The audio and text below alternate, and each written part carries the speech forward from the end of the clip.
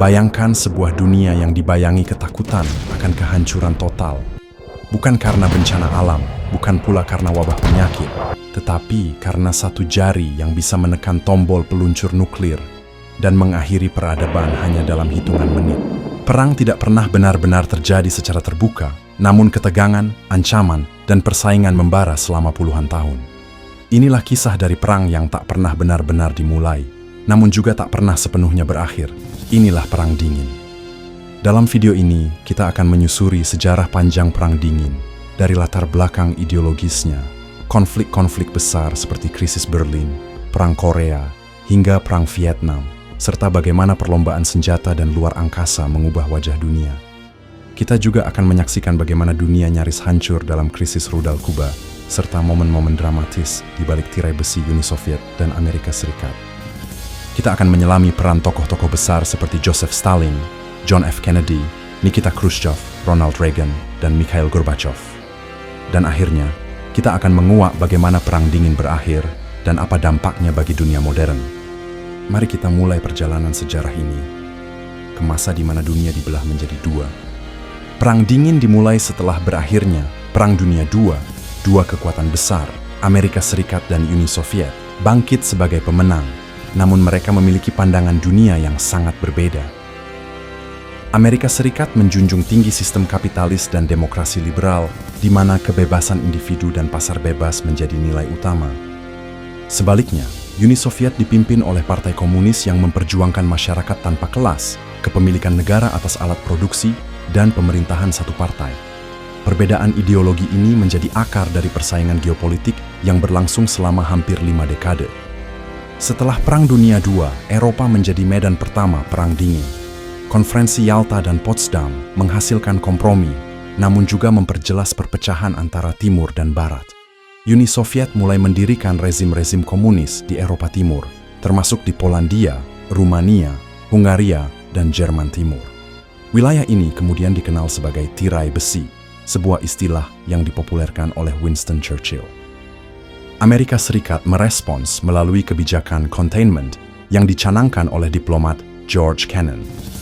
Presiden Truman memperkenalkan doktrin Truman yang menyatakan bahwa Amerika akan membantu negara manapun yang terancam oleh komunisme.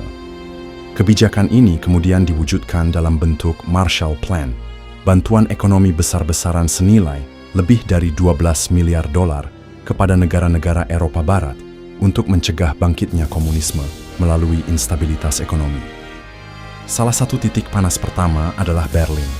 Meskipun Berlin berada di wilayah Soviet, kota itu dibagi 4 oleh sekutu. Ketika Amerika, Inggris, dan Prancis menggabungkan zona mereka menjadi Berlin Barat, Soviet membalas dengan blokade Berlin pada 1948. Blokade ini memutus seluruh jalur darat ke Berlin Barat, memaksa sekutu meluncurkan Berlin Airlift, operasi udara besar-besaran untuk memasok makanan dan kebutuhan pokok. Selama hampir 1 tahun, lebih dari 270.000 penerbangan dilakukan. Ini menjadi simbol kekuatan dan tekad Barat melawan tekanan Soviet. Pada 1949, 2 peristiwa penting terjadi, pembentukan NATO dan keberhasilan Uni Soviet dalam menguji bom atom. NATO, aliansi militer yang terdiri dari negara-negara Barat, merupakan langkah kolektif untuk menghadapi ancaman komunis. Keberhasilan nuklir Soviet mengakhiri monopoli Amerika atas senjata nuklir dan memulai perlombaan senjata yang intens. Perang Korea pada 1950 menjadi konflik bersenjata pertama dari Perang Dingin. Korea dibagi di paralel ke-38 setelah Jepang menyerah. Korea Utara yang komunis, didukung Soviet dan Cina, menyerang Korea Selatan. Amerika, di bawah mandat PBB, mengirim pasukan untuk membela Selatan. Cina merespons dengan mengirim jutaan tentaranya. Perang berlangsung 3 tahun dan berakhir dengan gencatan senjata, bukan perdamaian. Perbatasan tetap sama, namun ketegangan meningkat. Pada periode 1950-an hingga awal 60-an juga ditandai dengan naiknya ketegangan dalam spionase dan propaganda. Central Intelligence Agency atau CIA dan Komitet Gosudarstvenoi Bezopasnosti atau KGB menjadi simbol persaingan intelijen. Operasi-operasi rahasia dilancarkan di berbagai negara berkembang. Di Iran, CIA membantu menggulingkan Perdana Menteri Mossadegh karena kekhawatiran akan nasionalisasi minyak. Di Guatemala, Amerika mendukung kudeta untuk menggulingkan pemerintahan kiri. Krisis rudal Kuba tahun 1962 adalah momen paling mendekati perang nuklir dalam sejarah. Fidel Castro yang berhaluan komunis menjadi sekutu Soviet. Ketika pesawat pengintai Amerika menemukan instalasi rudal nuklir di Kuba, Kennedy bereaksi dengan blokade laut. Dunia menahan napas. Dalam negosiasi yang tegang, Khrushchev setuju menarik rudal, sementara Kennedy diam-diam setuju menarik rudal dari Turki. Krisis ini menunjukkan betapa dekatnya dunia ke jurang kehancuran. Perlombaan luar angkasa menjadi simbol supremasi teknologi dan ideologi. Setelah Sputnik diluncurkan pada 1957, Amerika panik. NASA lahir sebagai respons. Pada 1969, pendaratan Apollo 11 di bulan menjadi kemenangan psikologis besar bagi Amerika. Namun, Soviet tetap unggul dalam banyak aspek awal perlombaan ini, seperti orang pertama di luar angkasa, Yuri Gagarin. Perang Vietnam menjadi tragedi besar bagi Amerika. Dimulai sebagai intervensi untuk menahan penyebaran komunisme, perang ini berubah menjadi rawa berdarah yang menyedot sumber daya dan menghancurkan moral bangsa. Strategi gerilya Viet Cong, medan tempur yang sulit, dan protes domestik membuat Amerika akhirnya mundur. Pada 1975, Vietnam bersatu di bawah rezim komunis. Tahun 1970-an menandai fase baru, détente. Ini adalah masa pelonggaran ketegangan, ditandai dengan perjanjian seperti SALT I, yang membatasi senjata nuklir strategis. Namun, ilusi perdamaian ini pecah ketika Soviet menginvasi Afghanistan pada 1979. Amerika memboikot Olimpiade Moskow dan mendukung Mujahidin melalui bantuan militer. Tahun 1980-an menjadi babak akhir.